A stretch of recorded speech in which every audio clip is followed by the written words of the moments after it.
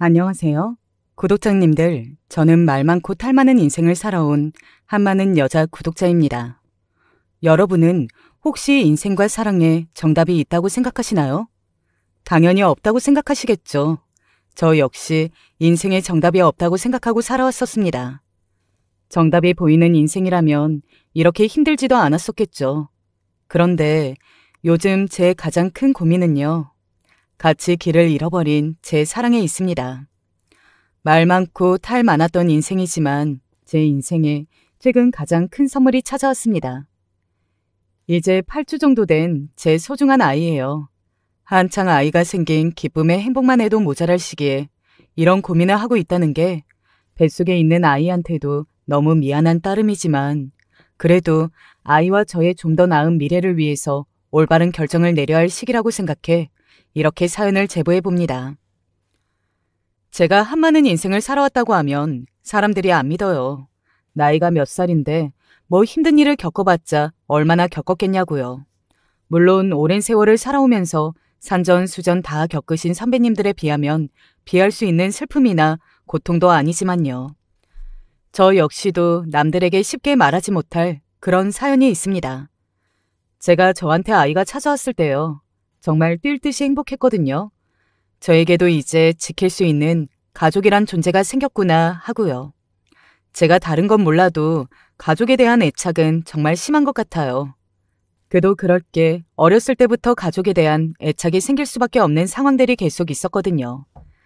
사연을 적기 위해서 어디서부터 말씀을 드려야 제가 지금 하고 있는 말도 안 되는 고민을 좀 이해해 주실까 싶어 저도 제가 살아온 인생을 거꾸로 되짚어 보았어요. 그런데 아무리 거슬러 올라가고 거슬러 올라봐도 제 유년 시절의 기억은 온 가족을 모두 잃었던 끔찍한 그날에 멈춰있는 기분입니다. 이게 다 무슨 이야기냐고요? 이제부터 제가 살아왔던 힘겨운 나날들에 대해 이야기를 시작해보려 합니다. 피아노 강사셨던 어머니, 아주 어렸을 때 일을 시작해서 가장 노릇을 했던 아버지. 저는 이 두 분 밑에서 나왔어요.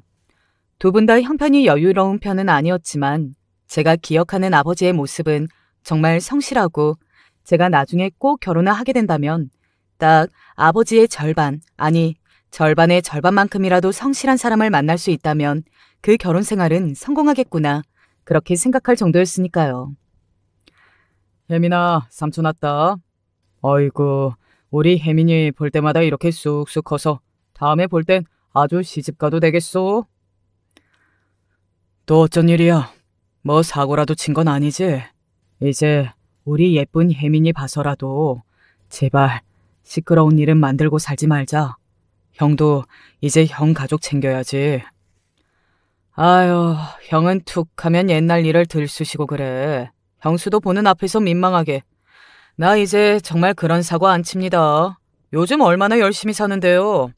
회사에서 승진을 해서 자랑을 하려고 왔는데 얼굴 보자마자 어두웠던 시절 이야기를 꺼내고 난리야. 사람 민망하게.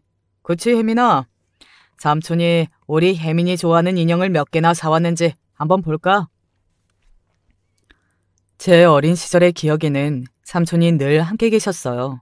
아버지 말로는 삼촌이 혈기왕성한 시절에 이런저런 사고를 많이 쳐서 아버지가 그걸 수습하고 다니느라 아주 진을 뺐다고 하시던데 제가 보는 삼촌은 저에게 늘 다정하고 집에 올 때마다 제가 좋아하는 것들을 잔뜩 사오시던 분이었거든요. 그래서 전 삼촌이 집에 오는 게 항상 기다려지고 즐거웠고요. 그날도 삼촌이 승진을 했다면서 그동안 부모님과 다름없이 거둬 먹여주었던 저희 아버지와 어머니에게 은혜를 갚는다고 소고기를 잔뜩 사가지고 와서 집에서 구워 먹었던 기억이 납니다. 너 정말 우리가 젊었을 때 얼마나 고생했는지 알고 있지?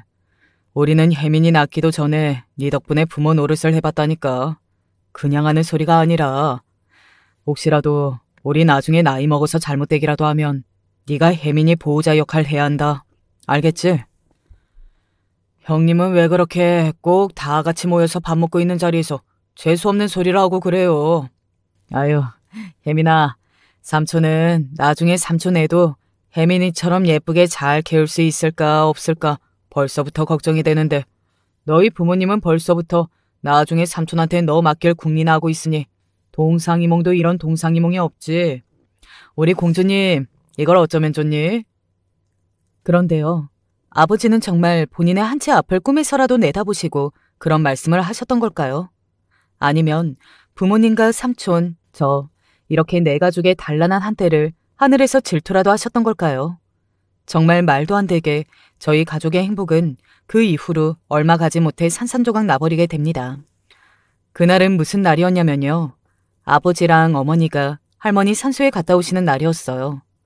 왜 하필 그날 벌초를 가셨을까요? 명절을 앞두고 있었는데 명절이 다 되면 차도 밀리고 오히려 골치 아프다면서 금방 다녀오겠다고 저를 자연스럽게 삼촌의 집에 맡겨두셨죠. 삼촌 집에서 학교를 가고 피아노 학원을 다녀오고 삼촌이랑 노는 것도 정말 즐겁고 행복했지만 그래도 빨리 엄마 아빠가 돌아왔으면 좋겠다라는 생각을 하고 삼촌 집에서 그림을 그리고 있었어요. 너 본다고 삼촌 오후에 일도 안 하고 집으로 지금 바로 달려온 거야. 엄마 아빠 돌아오시면 삼촌이 너 얼마나 잘 놀아주고 맛있는 것도 많이 먹으러 가고 얼마나 잘해줬는지 하나도 빠짐없이 다 이야기해야 한다. 너네 부모님은 항상 쓸데없는 걱정이 많으니까. 저는 삼촌이 사준 스케치북을 펼쳐놓고 거기다가 삼촌이랑 오늘 하루 종일 뭐하고 놀았는지 무슨 맛있는 걸 먹었는지 그림 일기를 쓰면서 엄마 아빠가 데리러 오기로 한 시간만을 기다리고 있었어요. 분명히 저녁 먹기 전까지 찾으러 오신다고 했던 부모님이 저녁 먹기로 한 시간이 훌쩍 지났는데도 시계가 벌써 8시를 향하고 있는데도 오지 않으시는 겁니다. 둘 다 운전하다가 피곤해서 휴게소 들려서 눈이라도 붙이고 오는 건가? 아니면 늦으면 늦는다고 말을 해줘야지. 애 기다리게 정말. 있어봐. 삼촌이 다시 전화해볼게. 금방 올 줄 알았던 부모님의 기가가 늦어지고 저는 부모님이 다시 올 줄 알면서도 눈물이 그렁그렁 맺혀서 빨리 다시 전화를 해봐라 삼촌을 보챘죠. 그렇게 삼촌과 실갱이를 하고 있는데 갑자기 잠시 동안 정적이 흐르더니 그 정적을 깨는 찢어질 듯한 벨소리가 울리는 겁니다. 나중에서 얘기했지만 삼촌도 그렇고 저도 그렇고 직감적으로 알았대요. 이 전화는 분명 좋은 소식을 가지고 오는 전화는 아니구나 하고요. 사람이 동물적인 감각이라는 게 있잖아요. 그런 이야기 들어보셨어요? 지진이 나면 개미들이 그걸 가장 먼저 알아차린대요. 개미들은 땅 속에 사니까요. 지진이 나면 땅이 흔들리고 자기 집이 무너져 내릴 수가 있으니까 자기 생명에 위협이 되는 그 상황을 어떤 동물보다 더 빨리 알아차리는 거라고요. 그때 딱 제가 그랬던 것 같아요. 그동안 잘 지내왔던 내 일상에 뭔가 커다란 변화가 생기겠구나. 이 전화를 받는 순간 나는 피할 수 없는 지진을 맞은 개미처럼 굴 속에서 그대로 파묻힐 수도 있겠구나 하고요. 삼촌도 별일 아닐 거다라고 저를 안심시키는 듯이 제 등을 툭 치고 전화를 받았어요. 심각한 표정으로 병원이냐 위치가 어디냐 되묻는 삼촌의 이야기가 웅웅거리는 소리처럼 들렸어요. 유년 시절의 기억을 떠올려 보라고 하면 저는 몇 번이고 그 순간으로 다시 돌아가는 것 같아요. 부모님을 기다리고 있다가 삼촌과 전화를 받았던 그때 그 순간이요. 불행하게도 삼촌이 전화를 받아들고 부모님의 사고 소식을 더는 피할 수가 없게 되었습니다. 삼촌은 수화기를 제자리에 내려놓지도 못하고 선체로 바닥에 눈물이 떨어지는 걸 보일 정도로 눈물을 뚝뚝 흘리기 시작했어요. 지금까지도 그렇게 허망한 삼촌의 얼굴을 단 한순간도 본 적이 없을 정도예요. 한동안 그렇게 제자리에 멍하게 있던 삼촌은 얼굴을 벅벅 문질러 닫고 쭈그려 앉아 저에게 옷을 입혀주면서 그러셨어요. 혜민아, 부모님이 아주 급한 일이 있어서 먼저 하늘나라로 가버렸대. 그래서 이제 정말 혜민이랑 삼촌이랑 둘이 있어야 돼. 우리 앞으로 오늘 놀았던 것처럼 재미있게 놀고 맛있는 것도 많이 먹고 그렇게 잘 지내다 보면 부모님이랑 언젠가 다시 만날 수 있는 날이 올 거거든. 혜민아, 얼른 옷 입고 삼촌이랑 가자. 부모님한테 인사하러. 그래도 당시에 초등학생이었던 제가 하늘에 간다는 이야기가 대강 무슨 뜻인 줄은 알고 있죠. 죽음에 대한 걸 제대로 받아들일 순 없었어도 하늘나라에 간다는 건 이제는 다시는 만날 수 없는 사이가 된다는 거라는 것, 그 정도쯤은 알고 있었어요. 그걸 알고 나니까 저는 이제 다시 부모님을 볼 수 없다는 사실에 덜컹 겁이 나더라고요. 저에게 덜덜 떨리는 손으로 잠바를 입혀주던 삼촌의 품에 안겨서 저도 발작을 하듯이 울었어요. 삼촌은 눈물을 꾹 참으면서 큰 손으로 저를 안고 토닥이면서 병원으로 가셨고요.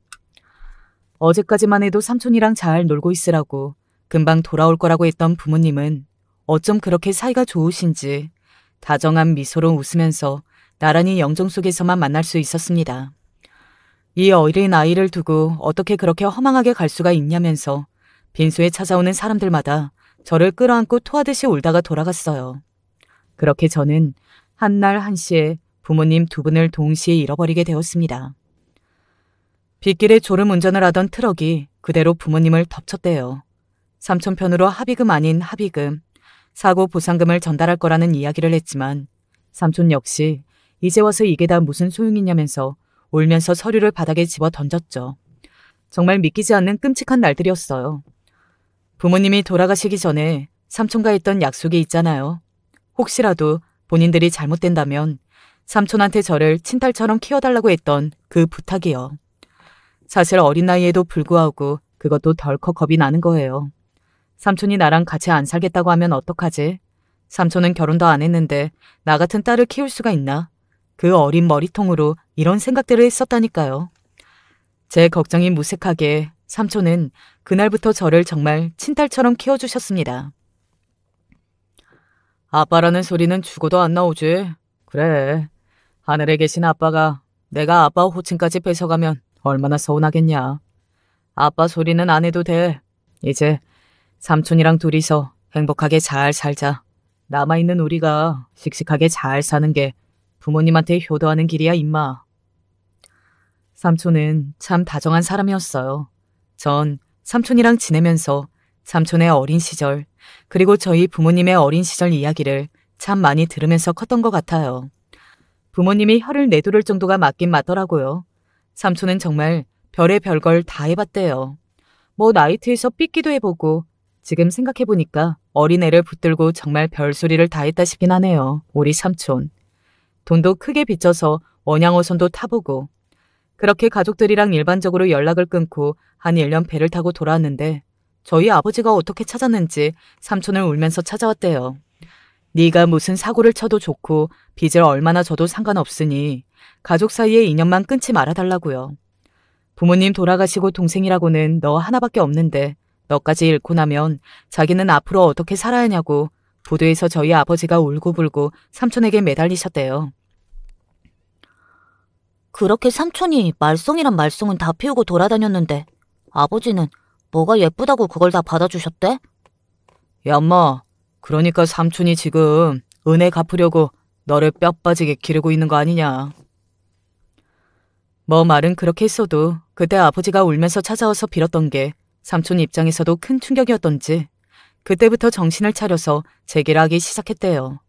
저희 아버지랑 어머니가 삼촌 앞에 있던 빚도 무리하게 정리를 해주고 제대로 공부를 하고 멀쩡한 직장을 가져야 한다면서 대학도 보내주셨다더라고요. 그래서 그 당시에 삼촌이 대기업 과장까지 달고 있던 상태였어요. 연줄 하나 없이 들어간 회사에서 꽤나 빠른 승진이었죠. 초등학교 졸업식, 중학교 졸업식, 고등학교까지 삼촌은 제 입학식과 졸업식에 단 한 번도 빠지지 않고 참석해줬어요. 회사가 오죽 바쁘냐고요. 그런데도 삼촌은 학교에서 무슨 행사가 있다고 하면 설령 그게 남들이 뭐 안 오면 어때 하는 체육대회일지라도 열일 제쳐두고 저한테 찾아와서 사진을 찍었어요. 그리고 부모님의 기일에 저랑 같이 납골당에 가면 소주를 한 병 들고 울면서 사진을 보여주고 저랑 삼촌이 얼마나 재밌게 놀았는지 자랑을 하느라 정신이 없었죠. 오죽하면 전 부모님의 기일이 2년이나 3년에 한 번씩만 돌아왔으면 좋겠다고 생각했어요. 마음이 너무 아프니까요. 저도 저지만 기일을 치르고 돌아온 삼촌은 한동안 말도 붙이기 힘들 만큼 울적해 보이셨거든요. 그래도 삼촌이 있었기 때문에 전 항상 든든한 마음이었습니다. 제가 고등학교에서 대학교에 올라갈 무렵 삼촌에게도 작은 변화가 생겼어요. 삼촌도 가정을 꾸릴 준비를 시작하셨던 거죠. 사실 저도 마음 한편으로 그게 계속 걸렸어요. 팔자에도 없는 딸을 키운답시고 본인 인생을 제대로 살고 있지 못한 건 아닐까 했거든요. 괜히 저 때문에 결혼을 못하고 있는 건가 싶기도 하고 그래서 매번 삼촌한테 저 신경 쓰지 말고 더 늙기 전에 빨리 장가라도 들라고 타박을 해도 들은 척도 안 했거든요. 그래서 차라리 삼촌이 결혼할 여자가 생겼다고 저를 앉혀놓고 이야기하는데 뭔가 그게 차라리 안심이 되더라니까요. 삼촌, 이 정도 키워줬으면 됐어. 이제 나도 대학 들어가야 하고 대학 들어가면 원래 독립하기로 했었잖아. 삼촌도 이제 삼촌 인생 살아야지 언제까지 내 뒷바라지만 해줄 거야? 이제는 부모님이 날 키워준 시간보다 삼촌이 날 키워준 시간이 더 길어. 감사해요, 삼촌. 키워주셔서. 삼촌이 잘 키워주신 만큼 이제는 내가 내 앞길 잘 닦으면서 살아볼게요. 조그만 애가 언제 이렇게 다 커서 삼촌 신금을 울리냐며 제 머리를 막 헝크르고 괜히 뒤돌아서 눈물을 훔치시더라고요. 저도 눈물을 찔끔 흘렸어요. 진짜 너무 감사했죠. 삼촌이 아니었으면 제 인생이 얼마나 밑바닥을 쳤을지 상상도 안 되니까요. 그렇게 저는 삼촌 집과는 멀리 떨어진 대학에 들어가게 됐고 독립한 자녀들이 그렇듯이 삼촌들과 점점 멀어지게 되었습니다. 차라리 다행인가 싶었던 게요. 숙모도 제 존재에 대해서 인정은 하지만 만날 때마다 불편해하시는 게 여실히 티가 났거든요. 사실 그렇잖아요. 정말 사랑하는 남자가 있는데 이 남자한테 죽은 형제가 있고 그 형제의 자녀를 평생 뒷바라지하면서 살아야 한다. 이런 이야기 들으면 누가 좋다고 달려들겠어요. 그래도 저도 대학에 들어간 이후로는 삼촌에게 명절에만 간간히 인사하는 정도? 딱 그 정도 사이로 조금씩 몸도 마음도 독립을 해나가기 시작했습니다. 다행히 대학 학비와 독립자금은 삼촌이 한 푼도 손대지 않고 모아두신 부모님의 보험금 덕분에 크게 걱정하지 않아도 해결할 수 있었어요. 그래도 전 대학 시절부터 공부면 공부, 아르바이트면 아르바이트, 쉬지 않고 닥치는 대로 무언가를 했었던 것 같아요. 부모님의 보험금은 언젠가 동이 날 테고 그 이후에는 삼촌에게 손 벌리지 않고 살 수 있을 기반을 제 힘으로 다져놔야겠다 생각했으니까요. 오늘도 아르바이트 가는 거야? 이따가 저녁에 동아리 애들끼리 간단하게 모이기로 했는데 너도 시간 괜찮으면 꼭 알아. 알겠지? 학교에서 신입생은 의무적으로 동아리 활동을 하나씩 해야 된다고 하는 통에 제일 만나는 횟수도 적을 것 같고 나중에 취업해도 도움이 될 것 같은 토론 동아리에 들어가게 되었어요. 말이 좋아 토론 동아리이지 거의 술 먹고 토론하는 게 대부분인 동아리더라고요. 그중에서도 동아리장을 맡고 있었던 예비 신랑은 저를 처음 봤을 때부터 무슨 다른 세계에서 살고 있는 신기한 사람 보는 듯 봤던 것 같아요. 걔도 그럴 게 대학 시절 제가 신비주의 컨셉이라고 소문이 났다나 뭐라나 고향이 어디인지 부모님이 뭘 하시는지 뭘 좋아하고 뭘 싫어하는지 저랑 제대로 말 섞어본 사람이 하나도 없었거든요. 저야 학교 끝나면 과외 시간 맞추기 위해서 발에 땀이 나도록 뛰어가서 버스를 타고 과외가 끝나면 학교 앞 맥주집에서 서빙을 하고 그러다가 종종 얼굴을 알아봐서 아는 체를 하는 애들한테 서비스랍시고 팝콘이나 한 그릇 더 떠다 주는 게 제 소통의 전부였거든요. 그런데 예비 신랑은 그게 참 보기 안쓰럽나 봐요. 제가 학교에서 잘 적응을 하지 못하는 거라고 생각했으려나요? 예비 신랑은 동아리장을 맡으면서 후배들한테도 인기가 굉장한 사람이었어요. 막 특출나게 잘생긴 거나 그런 사람은 아닌데 사람들한테 너 누구 좋아하냐 물어보면 다 예비 신랑 좋아하고 있다 이야기는 그런 사람이었거든요. 당연히 저랑은 절대 어울릴 일이 없다고 생각했고 그래서 저도 그냥 남일에 관심 많은 학교 선배 정도라고 생각했어요. 어제 아르바이트 끝나고 모이자니까 왜 안 나왔어? 너랑 친해지고 싶은 애들이 한둘이 아니라서 내가 총대 메고 이야기한 건데. 아, 제가 아르바이트 하느라 바빠서요. 오늘도 과외 끝나고 아르바이트 바로 가야 해서 시간이 안 날 것 같은데 어떡하죠?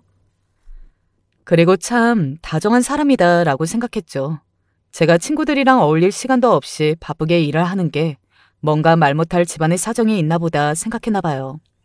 그래도 대학은 인생에 딱 한 번밖에 없는 시간인데 친구들이랑 어울리기도 하고 즐겁게 지내야 하지 않겠냐면서 오늘은 자기가 아르바이트 대타를 해줄 테니까 자기 대신 모임에 나가서 좀 놀다 오랍니다. 뜬금없는 제안에 당황했지만 하도 등을 떠미는 통에 그렇게 처음으로 대학교 모임에 나갔어요.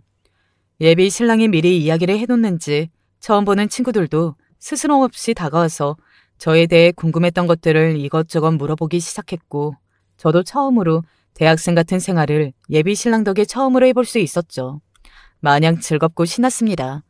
그렇게 예비 신랑이 졸업하게 됐고 저는 졸업식에 아는 선배라곤 예비 신랑 한 명밖에 없었지만 꽃다발을 사들고 가서 제 마음을 전했어요. 정말 고마웠거든요. 아직도 꽃다발을 받아들고 환하게 웃던 예비 신랑 얼굴이 생각나요. 선배, 고마워요. 덕분에 재밌는 시간 보냈던 것 같아요. 선배 말대로 이제 일도 일이지만 대학 시절은 다시 못 올 시간이니까요. 잘 지내보려고요. 그래, 어디서 다시 볼 수 있을진 모르겠지만 그땐 나랑도 더 잘 지내보자. 내가 너 좋아했던 건 모르지? 그래서 아르바이트 대타까지 해주면서 열심히 쫓아다니는 건데 지금 너는 연애는커녕 네 인생 추스르기도 바쁘고 힘든 것처럼 보여서 너무 욕심부리지 않았어.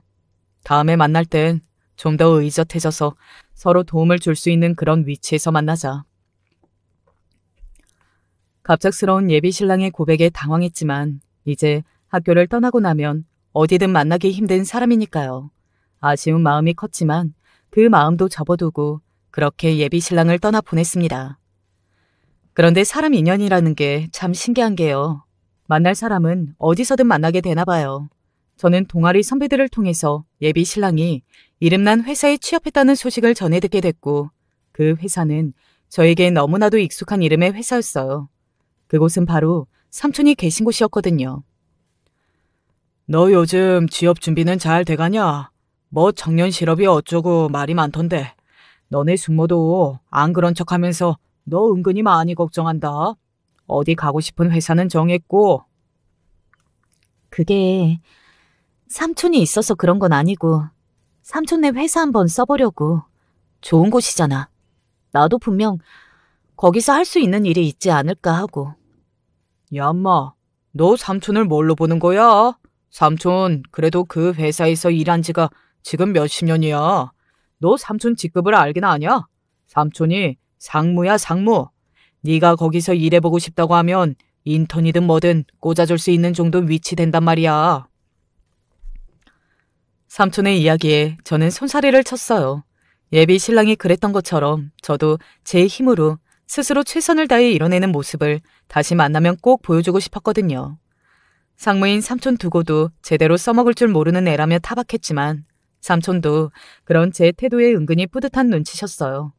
그렇게 저는 대학을 졸업하고 3개월이라는 아주 짧은 기간 취업을 준비해 당당히 그 기업에 제 힘으로 합격하게 되었습니다.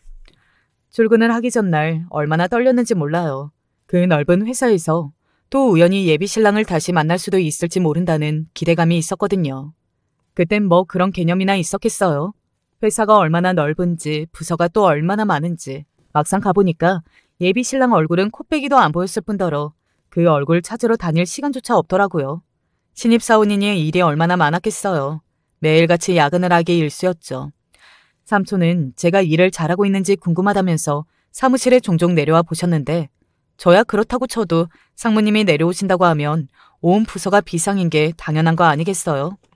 제발 부탁이니까 나 본다는 핑계대고 내려오지 말아달라고 삼촌한테 사정하면서 회사 생활을 계속하고 있었죠. 조혜민, 너 맞지? 야, 너 여기에 합격하고 나한테 왜 연락을 안 했어? 내가 너 얼마나 보고 싶었는 줄 알아? 저도 회사에서 어느 정도 적응해갈 가을 무렵에 잠시 숨을 돌리려고 종이컵에서 커피를 한 잔 빼들고 옥상으로 올라왔는데 우연히 예비 신랑을 다시 마주치게 됐어요. 학교 다닐 때 담배 피던 모습을 한 번도 못 봤던 것 같은데 어느덧 엄청나게 어른스러워져서 저랑 눈을 마주치자마자 머쓱하게 웃으면서 담배를 끄고 다가오는 모습에 다시 한번 가슴이 설렜죠. 저도 선배 보고 싶어서 이 회사 들어온 거예요. 제 당돌한 대답에 예비 신랑은 얼굴이 새빨개져서 네가 사회생활을 많이 하더니 그동안 넉살이 많이도 늘었다며 부끄러워하더라고요. 그렇게 다시 만난 저희는 대학생활을 할 때보다 훨씬 빠르게 친해질 수 있었어요. 아무래도 같은 회사 내에서 같은 직장 생활을 하고 있는 두 사람이었으니 공유할 수 있는 시간들도 고민들도 그만큼 많아졌죠. 그러던 중 예비 신랑은 자연스럽게 저에 대한 마음이 대학 시절부터 단 한순간도 변하지 않았다라는 고백을 하고 그렇게 저희는 연인 관계가 되었습니다.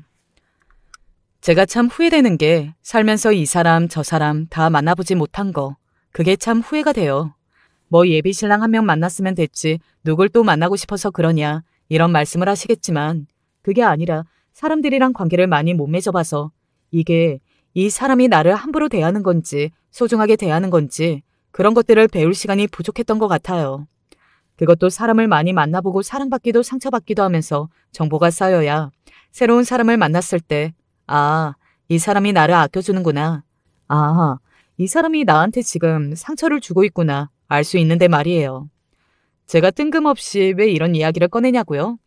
연인이 된 예비 신랑이 저를 대하는 태도가 원래 사랑하는 사람한텐 이렇게 대하는 게 맞나 싶을 정도로 의아할 때가 종종 있었거든요. 남자들은 아무래도 잡은 물고기한테는 더 이상 밥을 주지 않는다. 이런 이야기가 있다지만 은연중에 저를 무시하는 느낌을 받는다고 해야 할까요? 자격지심일 수도 있는데 제가 저희 집안에 대한 이야기를 꺼낸 이후부터 예비 신랑의 태도가 좀 달라졌다라는 생각이 들었습니다. 그러니까 자기 말은 부모님이 같은 날 사고로 돌아가셨고 여태 삼촌 손에서 자랐던 거지? 대학교 때 그렇게 바쁘게 일했던 이유도 삼촌한테 독립해서 홀로 서기를 하려고 그랬던 거고. 난 괜찮지. 안 괜찮을 게 뭐가 있어. 그런데 우리가 나이도 나이고 부모님께서도 만나는 사람이 있으니까 얼굴 한번 보자고 그런 말씀을 하셨는데 이게 참. 먼저 만나자고 해주시면 나야 고맙지. 나도 선배 부모님 꼭 한번 만나보고 싶었어. 대체 어떤 분이시길래 선배가 이렇게 다정하고 좋은 사람으로 자랐나 하고. 넌 대학을 졸업한 지가 언젠데 아직도 선배 소리냐. 나야 괜찮은데 혜민아 상처받지 말고 들어. 어른들은 원래 그런 편견이 있어. 부모님이 한 분만 계시거나 안 계시거나 하면 유년 시절을 제대로 보내진 못했을 거다 하는 그런 거 있잖아. 우리 부모님이야 물론 그렇게 고리타분한 분은 아니실 거라 생각하는데 우리 엄마가 워낙 나한테 거는 기대도 많고 또 결혼은 누구랑 했으면 좋겠다 예전부터 말이 많으셨던 분이라서 걱정이 안 될 수가 없네. 그 이야기에 심장이 쿵 하고 떨어지는 기분이더라고요. 물론 본인은 그렇게 생각하지 않는다면서 손사래를 쳤지만 그 이야기에는 많은 것들이 함축되어 있었어요. 너랑 나는 태어나고 자란 환경이 다르기 때문에 우린 급이 맞지 않는다 라는 이야기요. 부모님은 그렇게 생각하실 수도 있다라고 돌려 말했지만 그게 온전히 부모님의 생각이겠어요. 본인 생각이었겠죠. 지금 와서 생각해보면 당연한 이치인데 그때는 그런 생각을 하지도 못했던 것 같아요. 우리 삼촌도 나를 정말 훌륭하게 잘 키워주셨는데 이분들이 그걸 모른다면 나는 어떻게 어필을 해야 할까 그런 생각만 했었던 거죠. 남편이 저희 집안 이야기를 듣고 나서 저를 속으로 은근히 무시하고 있지 않을까 하는 생각을 했었다고 그랬잖아요. 저는 이게 그냥 제 자격지심 때문일 거라고 생각하고 애써 무시하고 넘어갔었거든요. 그런데 얼마 후에 남편의 진심을 확인할 수 있는 기회가 찾아오게 됩니다. 생각해보면 그때 그 기회를 놓치지 말았어야 했었어요. 다른 부서이긴 했지만 회사라는 곳이 워낙 소문이 빠르게 돌잖아요. 저와 남편이 사내 연애를 하고 있다는 게 이미 온 회사에 소문이 났던 상태였죠. 그래봤자 신입사원 둘이 사귀는데 소문이 나봤자 얼마나 나겠냐 하셨지만 남편은 늘 그렇듯이 사람들을 몰고 다니는 사람이었거든요. 그렇게 주위에 사람이 끊이지 않은 사람이니까 은근히 선망의 대상이 되기도 했었나 봐요. 스펙도 좋고 집안도 괜찮고 저런 사람은 대체 어떤 사람이랑 만날까 했었는데 그 대상이 저라고 하니까 다들 대놓고 티는 내지 않아도 에이, 김대리도 별거 없네 하는 반응이었어요. 저는 워낙에 조용하게 살았던 사람이라 소문의 중심이 되는 것도 불편했고 또 그게 삼촌 귀에 들어간 모양이더라고요. 야, 너 요즘 만나는 사람 있다며? 삼촌은 좀 섭섭하려고 그런다. 너 말로만 아버지처럼 생각한다 이래놓고 정작 만나는 사람 생겼는데 인사 한번 시켜줄 생각을 안 하는 거야? 아직 때가 아니라서 그렇지. 삼촌도 제발 회사에서 티내지 말고 모르는 척 좀 해줘. 나도 아직 시부모님 얼굴 한번 못 봤거든. 때 되면 알아서 데리고 가서 인사시킬게. 여튼 전 매일같이 사람들의 입에서 오르락 내리락거리는 소문의 주인공이 제가 됐다는 게 견디기 좀 불편했어요. 자연스럽게 그러면 혜민 씨는 어떤 사람이냐? 왜 사람은 끼리끼리라고 안 하냐? 그쪽 집안도 어마어마한 거 아니냐. 내가 인사팀에 듣기로는 부모님 두 분 다 안 계신다고 그렇게 들었던 것 같은데 가십거리가 되게 딱 좋은 소재잖아요. 회사에서 인기 많은 대리와 별 볼 일 없는 신입사원이 사내 연애를 하고 있다는 소식이요. 오늘 저녁에 우리 대학 동기들 모임 있는 거 알지? 자기도 참석한다고 한다. 나 미안한데 속이 너무 안 좋아서 병원을 좀 가봐야 할 것 같아서 다들 오랜만에 만나고 싶었는데 아쉽네. 나 대신 안부 좀 전해줄래? 그날은 대학을 졸업하고 나서도 끈끈하게 지내고 있는 동아리 사람들과 오랜만에 만나는 날이었고 당연히 예비 신랑을 따라서 저도 같이 자리에 가면 됐지만 그날따라 속이 유난히 메스꺼리더라고요. 예비 신랑만 동아리 모임으로 먼저 보내고 나서 저는 가정의학과에 갔어요. 병원에 들어가자마자 증상을 설명하니까 간호사가 심각한 얼굴로 이야기를 꺼내더라고요. 환자분 혹시 임신 가능성은 없으세요? 지금 말씀하신 증상을 들어보니까 아무래도 임신 초기 증상이랑 비슷해서요. 임신 가능성은 전혀 없으신 거 맞으시죠? 저희 엑스레이랑 찍어보고 하려면 확실해야 해요. 날짜랑 주기 같은 거 체크 한번 해보세요. 그 이야기를 듣는데 순간 아차 싶더라고요. 바쁘다고 별로 신경 쓰지 않고 있었는데 내가 생리를 언제 했었지? 하는 생각이 들기 시작하니까 간호사님 말대로 이게 정말 임신일 수도 있겠다라는 생각이 들더라고요. 아닐 거라고 생각했지만 우선은 간단하게 소변으로 테스트를 해보자고 하시더라고요. 결과를 기다리는 내내 초조함에 입술을 계속 물어뜯었어요. 지금이라도 예비 신랑한테 연락을 해서 병원으로 오라고 할까? 아니 괜히 결과가 아니라고 나오면 그건 또 그거 나름대로 민망한 일이니까 우선 침착한 마음으로 기다려보자. 심호흡을 하고 혼자서 난리를 치고 있는데 진료실로 들어오라는 의사 선생님의 목소리가 들리더라고요. 그리고 제가 진료실에서 들었던 이야기는 네, 맞아요. 임신이었습니다. 제가 처음 병원에 갔을 당시에 6주차 정도였어요. 심장이 목구멍 밖으로 튀어나오는 느낌이 뭔 줄 알겠더라고요. 심장이 너무 두근거리는데 이게 누구 심장 소리인지도 모르겠고 의사 선생님이 하는 말은 귀에 하나도 들어오지 않고 그런데 걱정스러운 목소리로 한마디 꺼내시는 게 유난히 확 들리더라고요.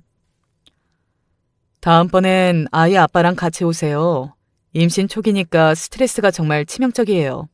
사모님이 더 알아서 조심하시겠지만 지금 이 시기가 아이한텐 정말 중요한 시기거든요.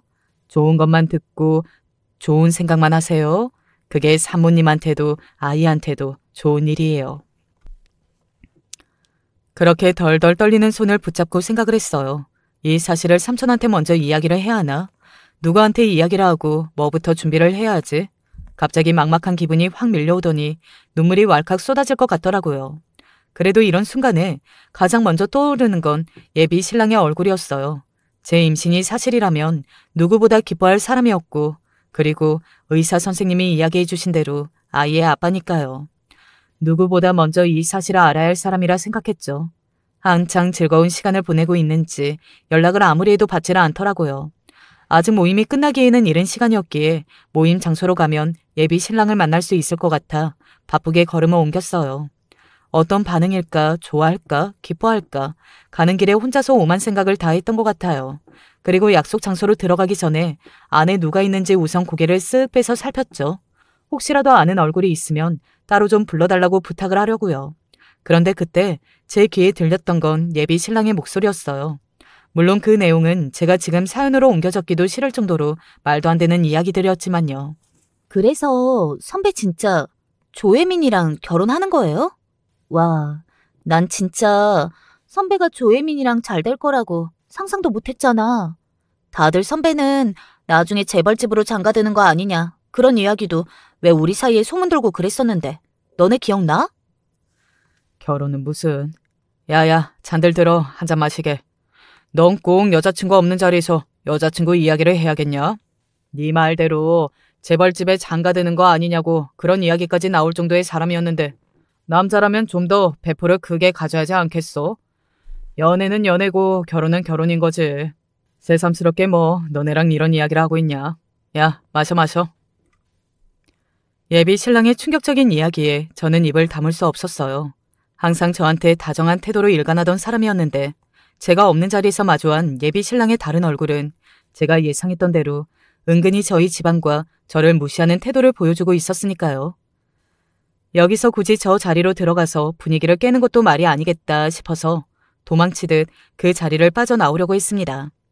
마침 화장실에 갔다가 돌아오고 있던 동기 한 명이 제 얼굴을 알아보고 큰 소리로 인사를 하더라고요. 그 소리에 예비 신랑도 뜨끔했는지 빠르게 자리를 박차고 일어났습니다. 아니야. 얼굴이라도 보고 갈까 했는데 영 몸이 안 좋아서 다음에 모임할 땐 꼭 나올게. 그때 보자. 다음에 봐. 다들 안부 전해주고. 나 먼저 가볼. 다급하게 제 이름을 부르면서 제 팔을 붙드는 예비 신랑의 얼굴을 쳐다보는데 거기서 왜 그렇게 청승맞게 눈물이 쏟아지던지요. 아이가 생겼다는 저한테는 기쁜 소식을 전하려고 누구보다 빠르게 이 자리로 왔던 건데 정작 그 이야기를 들어야 할 상대방은 아이는커녕 결혼 생각마저 없다고 하니까 제 입장에서는 얼마나 충격이었겠어요. 예비 신랑은 한숨을 푹푹 쉬면서 말을 이어나갔습니다. 다 들은 거야? 어디서부터 어디까지 들은 거야? 남자들끼리 그냥 짓궂은 장난친 거야. 내가 저 자리에서 팔불출처럼 굴면 애들이 괜히 더 말 지어내고 귀찮게 할 거 뻔히 알잖아. 진심 아닌 거 알고 있지? 괜한 오해하고 자리 피하지 말고 우리 자리 가서 이야기하자. 울고 있는 모습을 누가 볼까봐 창피하기도 하고 그렇게 예비 신랑의 차 안에 앉아서 이야기를 나누었어요. 예비 신랑은 절대 자기 진심이 아니라고 그냥 애들끼리 서로 장난치면서 본인도 과해진 것 같다. 미안하다. 연신 사과했죠. 저도 방금 그 자리에서 나왔던 이야기들이 100% 진심이 아니었길 바라면서 제 이야기를 꺼냈어요. 나 임신이래 하고요. 글쎄요. 그때 예비 신랑의 얼굴이 웃고 있었는지 찡그리고 있었는지 정확하게 기억이 나지 않네요. 정확하게 기억나는 건 그 어둡고 깜깜한 밤에 풀벌레 소리까지 다 들릴 정도로 정적이 흘렀고 어쩔 줄 몰라 하는 예비 신랑의 하고 말끝을 흐리는 소리가 들리더니 저를 조용히 안아주었어요. 임신까지 했는데 나는 저 안에 앉아서 그런 농담 따먹긴 하고 있고 밖에서 듣고 있는 네 속이 정말 말이 아니었겠다. 순서가 많이 바뀌긴 했지만 그래도 내 아이잖아. 내가 책임져야지. 결혼하자. 삼촌 한 분 계시다고 했지? 양가 어른들한테 정식으로 인사하고 자기 여기서 더 배 나오기 전에 얼른 식 올려야지. 뭐부터 해야지? 혹시라도 아이를 거절할까 두려워했던 제 마음이 싹 녹을 정도로 예비 신랑은 제가 알고 있던 모습으로 돌아와 저를 다정하게 다독여줬습니다. 결혼 생각이 없었던 건 아니지만 이렇게 빨리 진행할 거라고 둘 다 생각도 못하고 있었던 터라서 준비하는 과정이 촉박하고 정신없었어요. 우선 양가에 이 사실을 알리는 게 먼저였죠. 저는 삼촌한테 이 이야기를 꺼낼 상상만 해도 차마 입이 떨어지지 않더라고요. 삼촌, 그때 왜 만나는 사람이 있다고 삼촌도 한번 만나보고 싶다고 얘기를 했었잖아. 정말 괜찮은 사람이야. 나도 그래서 결혼을 이 사람이랑 하고 싶다는 생각이 있어서 삼촌이 한번 만나봐줬으면 좋겠는데. 어때? 삼촌은 언제가 괜찮아? 우린 좀 빠르게 인사를 했으면 좋겠다고 생각하는데. 삼촌이야, 언제든 괜찮지. 가만 보자. 한 2주 동안은 해외 출장이 예정되어 있어서 아무래도 좀 힘들겠는데? 그렇게 서두를 필요가 있어? 어차피 결혼식 준비하려면 1년 정도는 시간이 있어야 할 거고 그 안에 양가 인사야 천천히 받으면 될 일인데. 야, 근데 진짜 네가 이런 이야기를 앉아서 나한테 다 하는 날이 오고 하늘에 계신 너희 부모님이 이 얘기를 들었으면 얼마나 기뻐했을까. 너 그럴 게 아니라 이번 주에 납골당이나 한번 다녀와라. 꽃도 새 걸로 갈고 기쁜 소식도 전하고. 예비 신랑 말대로 배가 더 나오기 전에 하루라도 빨리 양가 인사를 드리고 날짜를 잡아 결혼식을 올릴 생각이었는데 하필이면 삼촌이 해외 출장이 길게 예정되어 있는 바람에 저희 집 인사가 늦어지게 생긴 거죠. 어쩔 수 없이 예비 시댁에 먼저 인사를 가는 게 좋겠다 이야기하고 약속을 잡았습니다. 머릿속으로 몇 번이고 시뮬레이션을 돌려봤는지 모르겠어요. 부모님에 대한 이야기를 여쭤보시면 어떻게 대답을 해야 하지? 혹시라도 나를 안 좋게 보신다면 그땐 어떻게 또 반응을 해야 하지? 긴장돼서 입술을 물어뜯고 있으니까 예비 신랑이 손을 꼭 잡아주더라고요. 말했잖아. 우리 부모님 그렇게 고리타분한 사람 아니셔. 더군다나 뱃속에 손주도 있다고 생각하시면 절대 너한테 심한 말을 하시거나 심하게 대하실 분이 아니니까 그렇게 너무 걱정하지 않아도 된다고. 지난번에 검진 갔을 때 병원에서 그랬잖아. 임신 초기라서 스트레스 받으면 산모한테도 아이한테도 치명적이라며. 좋은 생각만 하자. 예비 신랑의 이야기에 조금은 안심이 되어서 숨을 고르고 예비 시댁으로 향했죠. 그곳에서 또 어떤 어마어마한 일이 저를 기다리고 있을지도 모른 채 말입니다. 차를 주차하고 트렁크에서 짐을 내리려는데 예비 신랑이 사모는 절대 무거운 걸 들면 안 된다면서 자기가 들 테니 우선 올라가랍니다. 뭔가 깨름직한 시선이 느껴져서 위를 쳐다보고 있는데 어떤 여자분이 잔뜩 화가 나신 표정으로 팔짱을 끼고 저희를 내려다보시고 있더라고요. 우리가 아니라 다른 사람을 보는 건가? 눈이 마주친 것도 같았지만 처음 보는 사람이기도 했고 그런 사소한 거나 신경 쓰고 있기엔 지금 당장 신경 써야 할 일들이 너무 많으니까요. 그렇게 시댁으로 올라갔어요. 그런데 팔짱을 끼고 아주 불만족스러운 표정으로 저희를 내려다보시던 그분이 바로 제 예비 시어머니일 거라고 제가 상상이나 했겠어요. 너무 놀라기도 했지만 반가운 마음에 처음 뵙겠다고 고개를 꾸벅 숙여 인사를 하는데 저를 위아래로 휙 훑어보시더니 얼음장 같은 목소리로 그러시는 거예요. 인사 오는데 뭐 하나 제대로 된 선물을 들고 오지도 않고 짐은 또 우리 아들한테 다 들라고 시켰나 보구나? 임신한 게 뭐 벼슬이라고 배 더 부르고 애 키우면 키운다고 얼마나 또 유세를 떨면서 우리 아들만 귀찮게 할지 벌써부터 빤히 보인다 보여. 처음부터 그렇게 날카롭게 말씀하실 거라곤 상상도 못했으니까요. 예비 신랑도 당황해서 그런 거 아니라면서 짐은 무거워서 그냥 자기가 든 거라고 어머님을 달래면서 집 안으로 들어갔어요. 시작부터 만만치 않겠구나 예상은 했습니다. 그치만 전 이제 혼자가 아니니까요. 뱃속에 있는 아이를 생각해서라도 잘 말씀드리고 제대로 인사를 드려야겠다. 오로지 그 생각 하나만으로 속으로 심호흡을 하면서 들어갔어요. 밥을 먹는데 밥이 코로 들어갔는지 입으로 들어가는지 어머님은 인사로 온다기에 밥을 차렸는데 영 입맛이 없으시다며 너네끼리 알아서 먹으라고 상야 같이 앉지도 않으시고 거실로 휙 가버리셨어요. 저도 예비 신랑의 눈치를 보면서 한숨을 푹푹 쉬었죠. 그렇게 불편한 식사 자리가 끝나고 저희는 거실로 가서 준비해온 선물들을 내려놓고 본론을 꺼냈어요. 어머님이 보시기에 제가 여러모로 부족한 점이 많으시겠지만 그래도 저 경호 씨랑 이 아이 잘 키우면서 살아보고 싶어요. 좋은 부모가 되고 싶어요. 어머니께서 기쁜 마음으로 허락해 주시고 많이 응원해 주셨으면 좋겠어요. 제 조심스러운 이야기에 어머님은 콧방귀를 뀌시더니 자리에서 벌떡 박차고 일어나시더라고요. 저도 놀라서 얼른 어머니를 따라 일어났죠. 너 고아라며? 들어보니까 대학생 때부터 그렇게 거머리처럼 달라붙어 있었다는데 우리 아들이 집도 좀 산다고 하고 이제 대기업에 들어가고 나니까 어떻게든 해보고 싶어서 안 될 것 같으니까 그렇게 몸으로 냅다 들이박은 거지? 내가 얘를 어떻게 키웠는데? 이게 누구 앞길 망치려고 애를 덜컥 가져 덜컥 갖기. 너 이 애 확인은 해봤어? 이런 애들이 뻔하지 뭐. 이 애가 네 애일 거라는 확실한 증거는 있고? 거기서 뭐라고 같이 반박을 해줘도 모자랄 예비 신랑도 어머님의 이야기에 기세가 눌린 건지 아니면 본인도 정말 그렇게 생각하는 건지 아무런 말이 없더라고요. 배가 살짝 아파오는 것 같아서 저는 배를 꼭 붙잡고 정신을 차렸어요. 여기서 절대 지면 안 된다고요. 거 봐. 아무런 이야기도 못하잖아. 이건 네 애 아닐 수도 있다니까. 진짜 확인이나 제대로 해놓고 애 가졌어요 협박하는 것도 통하는 거지. 너 이거 어디서 배워먹은 짓이야? 네가 노린 게 뭔지 몰라도 우리 아들도 그렇고 나도 그렇고 너 같은 애한테는 뭐 하나 줄 수 없으니까 너 그 누구인지도 모를래. 당장 가서 지워라. 알겠니? 어머님의 이야기가 끝나자마자 짝소리가 나고 제 얼굴이 돌아갔습니다. 태어나서 누군가한테 뺨을 처음으로 맞아봤어요. 얼굴을 붙잡고 있는데 진짜 기가 막히더라고요. 예비 신랑은 제가 괜찮냐고 확인하는 게 아니라 자기 엄마를 붙들고 있고 이런 집에 저와 제 아이의 가족이 돼달라 그렇게 읍소라 하려고 찾아왔다는 사실이 물론 가장 어이가 없었죠. 내가 뭐가 모자라서? 뭐? 너 지금 뭐라고 했어? 이게 한 대 더 맞아야 정신을 차리려나?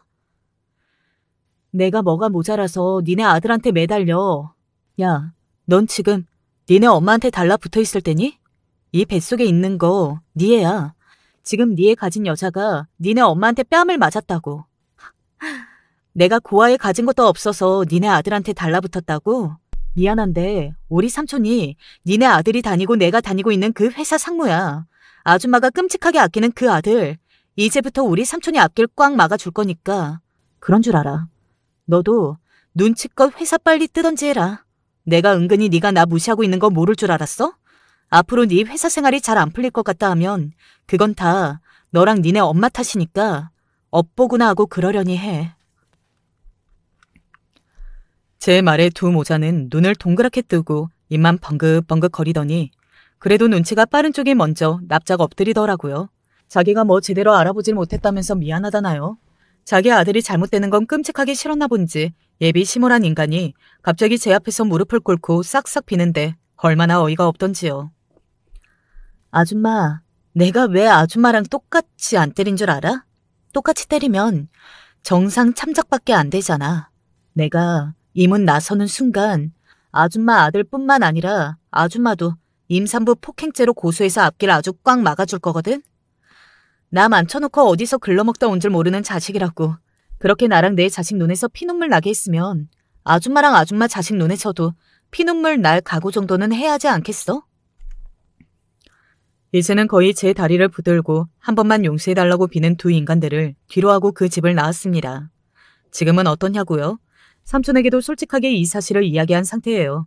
삼촌은 네가 그 아이를 정말로 잘 키울 수 있을지 너한테도 생각을 정리할 시간이 필요한 것 같다며 별다른 말씀을 하진 않으셨습니다. 제가 실망시켜서 미안하다는 이야기를 했을 때 별다른 대꾸 없이 전화를 끊어버리시길래 화가 정말 많이 나셨구나 했는데 그 화의 대상은 제가 아니었나 봐요. 삼촌이 돌아오자마자 제 예비 신랑을 사무실로 부르고 골프채로 팼다더라, 주먹으로 쳤다더라, 뭐 깽값이라고 입 다물고 당장 회사에서 짐 싸들고 꺼지라고 봉투를 던졌다더라 소문만 무성하더라고요. 놀라서 찾아간 삼촌은 원래 이런 험한 복수는 아버지가 하는 거라며 그냥 저를 말없이 꼭 안아주셨습니다. 앞으로 저와 제 아이는 또 어떤 선택을 해야 할지, 앞으로 저는 남은 인생을 또 어떻게 설계해야 할지 고민이 많은 요즘입니다. 고민은 나누면 반이 된다는 말을 믿어보면서 톡톡 쌓은 구독자 여러분들과 제 고민을 조금이라도 나누어 볼까 합니다. 어떤 게 좋은 선택일지 저에게도 명쾌한 해답을 내릴 수 있도록 부디 도움을 주시길 바랍니다. 안녕하세요. 저는 성북구에 사는 50살 오숙자라고 합니다. 얼마 전 딸아이의 소개로 사연 채널을 보다 제게도 하고 싶은 이야기가 있어 용기 내어 글을 적어보게 되었네요. 평생 책을 많이 읽거나 문장을 쓰던 사람도 아니라 조금 글이 서투를 순 있겠지만 이해해 주시길 바랍니다. 그럼 시작해 보겠습니다. 사람이라면 누구나 가장 먼저 기억나는 어린 시절이 있겠죠. 전 어렸을 때 부모님께서 갑자기 교통사고로 돌아가신 뒤 할머니 손에 맡겨져 자랐습니다. 너무 어렸을 때 갑자기 부모님을 여의었던 터라 엄마가 보고 싶어, 아빠가 보고 싶어 하루에도 몇 번을 울어제꼈던 기억 말고는 사실 부모님에 대한 기억이 별로 없습니다. 하지만 할머니에 대한 기억만큼은 아주 생생하지요. 저희 할머니는 말 한마디도 곱게 나가신 법이 없으셨고 호랑이처럼 무서우신 분이셨어요. 저와 동생이 잘못을 하면 탱자나무 회초리를 들곤 하셨습니다. 그 바람에 동네 애들도 저희 할머니를 무서워했고 저도 동생도 할머니 말이라면 감히 찍소리도 하지 못했지요. 하지만 그런 저희를 놀려대는 애들도 있었습니다. 더군다나 저희 집은 찢어지게 가난했기 때문에 전 할머니가 창피하기도 했지요. 할머니에 대해선 기억나는 일화가 많은데요. 먼저 제가 기억할 수 있는 가장 어린 시절은 할머니의 손에 맡겨진 후 1년쯤 되었을 때였습니다. 동생과 제가 숨바꼭질을 하다 할머니의 장독대를 깨버린 일이 있었는데요.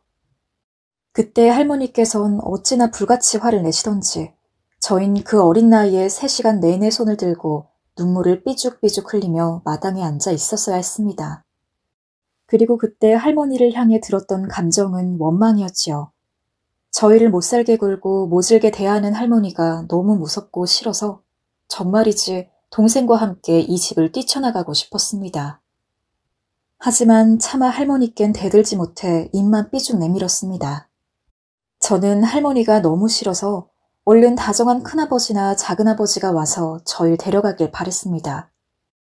큰아버지나 작은아버진 명절에 저희를 보러 내려오실 때마다 새 신발이며 새 옷, 이것저것 간식거리들을 사다 주시곤 했는데 그게 얼마나 좋았는지 전 친척들이 올 때마다 동생과 함께 노래도 부르고 춤도 추며 애교를 부리곤 했습니다. 그렇게 하면 저희를 데려가실까 해서요. 하지만 이상하게도 친척들은 저희의 재롱을 좋아하고 칭찬하시면서도 저희를 집에 데려가신단 말은 꺼내시지 않으셨습니다. 어쩌다 제가 속마음을 드러내면 엄한 목소리로 할머니께서 너희를 키워주시고 계시는 거야. 감사해야지. 라는 말을 하시기 일쑤였습니다. 그러면 저나 동생이나 기분이 상해 집 뒷산으로 올라가 서로를 붙잡고 엉엉 울곤 했습니다.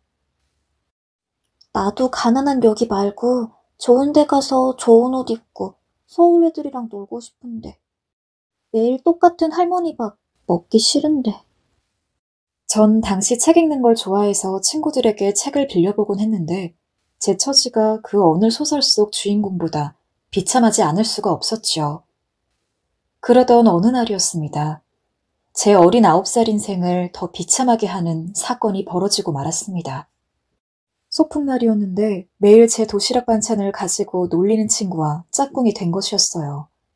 뭔가 무슨 일이 일어날까 불안불안하고 초조한 마음으로 가고 있었는데 갑자기 그 친구가 제 옷을 보더니 까르르 웃기 시작했습니다. 무슨 일인가 해서 저도 당황했죠. 알고 보니 도시락통에서 나온 김치 국물이 옷에 잔뜩 묻어 있었던 거였습니다. 저는 순간 놀란 마음에 선생님을 쳐다보았고 선생님은 그 아이를 혼내며 국물을 닦아주려 하셨습니다. 하지만 이미 번진 국물은 잘 닦아지지 않았고 오히려 더 번질 뿐이었습니다. 결국 전 그날 반아이들의 놀림거리가 되어 산길을 다녀야 했습니다. 그런데 사건은 여기서 끝내지 않았습니다. 밥을 먹는 시간에 도시락통을 깠는데 여느 때와 똑같은 반찬이 있는 거였습니다. 김치통이 엎어진 것도 속상한데 소풍날 또 같은 반찬이라니 정말 할머니가 무심해도 너무 무심하다 싶었죠. 전 마음이 상해 배에서 꼬르륵 소리가 나는 걸 무시한 채 그대로 도시락통을 닫았습니다. 그리곤 밥을 다 먹은 척 친구들과 고무줄 놀이를 하고 돌아다녔지요. 그런데 갑자기 어떤 아이가 제 옷을 유심히 보더군요. 그리곤 충격적인 말을 던졌는데 그 순간 저는 너무 수치스럽고 눈물이 나 그대로 뛰쳐나와 버렸습니다. 그 아이의 이름이 아직도 기억나네요. 자애라는 친구였는데 집이 워낙 부잣집이고 잘 사는 아이였기에 늘 도시락 반찬이 화려했던 아이였습니다. 자애는 제 옷을 보더니 이렇게 말했어요. 이거 우리 언니 옷이다. 정말? 자애 목소리에 놀고 있던 반 아이들의 시선이 모두 제 김치국물 묻은 옷으로 향했고 전 얼굴이 붉게 달아오르는 게 느껴졌습니다. 전 자애에게 그만 말하라고 하고 싶었습니다. 하지만 자애는 계속 종알거렸어요. 이거 우리 언니 옷 맞아. 언니가 마음에 안 든다고 버린 옷인데 숙자네 할머니가 주워왔나 봐. 절 대놓고 비웃는 자애의 목소리에 반 아이들은 한바탕 웃었고 그중 몇몇 친구들은 저를 불쌍하게 바라보았습니다. 그 친구들 역시 저와 비슷한 처지의 아이들이었죠. 하지만 저는 억울하고 분했던 나머지 이 상황을 모면하겠다고 크게 소리를 질렀습니다. 아니야. 우리 할머니 옷 안 주워와. 이거 우리 큰아버지가 사주신 옷이야. 왜 안값도 모르면서 거짓말을 지어내? 그러자 제 말에 자애도 당황했는지 눈시울이 붉어져 절 노려보더니 할머니가 우리 집에서 옷을 주워가는 걸 봤다고 했고 몇몇 아이들이 자애의 의견을 거들었습니다. 모두가 절 거짓말쟁이에 옷도 주워 입는 불쌍한 애로 보고 있었죠. 이번엔 순식간에 몸 전체가 달아오르는 게 느껴졌어요. 그때 선생님이 무슨 일이냐며 다가왔고 아이들은 그제야 우르르 흩어졌습니다. 상냥했던 선생님이 제게로 다가와 괜찮냐고, 애들이 괴롭힌 거냐고 물었지만 전 아무 말도 할 수가 없었습니다. 그저 분한 얼굴로 씩씩거리다 아무도 모르는 곳에가 입을 틀어막고 울었지요. 하지만 이 분노는 곧 다른 곳으로 튀었습니다. 바로 할머니에게였죠. 저는 그날 소풍에서 돌아오자마자 할머니에게 따지기 시작했습니다. 왜 김치도 제대로 통에 못 담아서 창피하게 하냐? 이거 옷 어디서 난 거냐? 내가 얼마나 오늘 창피했는지 아냐? 하지만 할머니는 역시나 제 화를 받아주지 않으셨죠. 뭐여? 가시나 옷 입혀놓고 키워줬더니 그딴 소리를 씹으렸어? 너 종아리네. 그 말버릇 내가 오늘 고쳐줘야겠어. 싫어! 안 봐줘! 안 봐줄 거야! 그날 전 할머니에게 맞기 싫어 뒷산으로 숨었고 그렇게 한참을 달리다 커다란 나무 밑에 가서야 엉엉 울음을 토해냈습니다. 전 절 두고 먼저 세상을 뜬 아버지를 부르며 울었고 그날 집안은 뒤집어졌지요. 제가 울다 지쳐 잠에 들었기 때문이었죠. 할머니는 제가 집에 돌아오지 않자 절 찾기 시작했습니다. 동네방네 수소문을 하고 꺾인 허리로 산을 오르셨어요. 그러다 제가 잠에서 깨 눈을 뜨자 갑자기 불현듯 누군가의 매서운 손이 제 뺨으로 날아왔습니다. 이놈의 가시네! 산이 얼마나 무서운 줄 모르고 여길 기어들어와! 날 말려 죽일 셈이냐? 할머니. 바로 할머니였습니다. 할머니는 처음 보는 표정과 얼굴로 눈물을 뚝뚝 흘리며 절 보고 계셨고 전 그때 처음 본 할머니의 눈물에 당황을 해 아무 말도 할 수가 없었습니다. 그리고 전 무사히 마을 사람들의 손에 이끌려 집으로 돌아갈 수 있었죠. 알고 보니 흉악범이 마을에 떠돈다는 소문이 파다했던 때였던지라 할머니께서 더욱 걱정을 했었던 것 같았습니다. 그리고 저 역시 그날 일이 미안해 할머니에게 사과를 하고 싶었습니다. 하지만 태어나 할머니에게 그런 말을 한 번도 안 해봐서 그런지 차마 입이 떨어지지 않았습니다. 결국 할머니는 그날 이후 제게 말도 잘 붙이지 않으셨고 저도 할머니와는 대면대면한 사이로 있다가 고등학교에 진학하게 되었습니다. 저는 예산에 있는 인문고등학교에 진학해 자취생활을 했는데 주말마다 할머니가 계시는 집으로 내려갔습니다. 그때마다 냉장고를 열어보면 그 안에 빵과 우유가 가득했습니다. 그리고 전 그 냉장고를 보며 내심 참 서운했습니다. 왜냐하면 절 주려고 한 게 아니었기 때문이었죠. 저보다 할머니 말을 잘 듣는 남동생을 주려고 한 거였기에 더 섭섭한 마음이 들었습니다. 당시 동생은 근처 고등학교에 다니고 있었는데 시간이 남아서 그런지 할머니가 하는 밭일도 도우면서 예쁜 손자 소리를 듣고 있었습니다. 거기다 저와 달리 동생이 남자라는 거에 할머니는 그토록 의미를 부여하셨습니다. 그래서 제겐 말 한마디 곱게 하지 않으시면서도 동생에겐 우리 손자라는 이름으로 동생을 부르곤 하셨지요. 저만 보면 틱틱대는 말투 좀 고치라며 잔소리만 해대면서도 동생에겐 빵과 우유를 챙겨주는 모습이 정말이지 싫었습니다. 사랑받지 못한다는 사실이 은근히 저를 불편하게 했고 여자라는 게 싫어졌어요. 그래서인지 어느 순간부턴 주말에 내려오기가 싫어졌습니다. 할머니가 전화를 걸어 안 오냐는 말을 할 때면 간다고 둘러대다 전화를 끊어버리곤 하였죠. 그러던 어느 날 동생이 제가 자취하는 곳에 왔습니다. 갑자기 누나가 보고 싶다며 찾아온 거였죠. 뜬금없는 방문이어서 낌새가 좀 이상했습니다. 허나 전 그때까지만 해도 전혀 예상하지 못했죠. 남동생이 무슨 소식을 전해올지.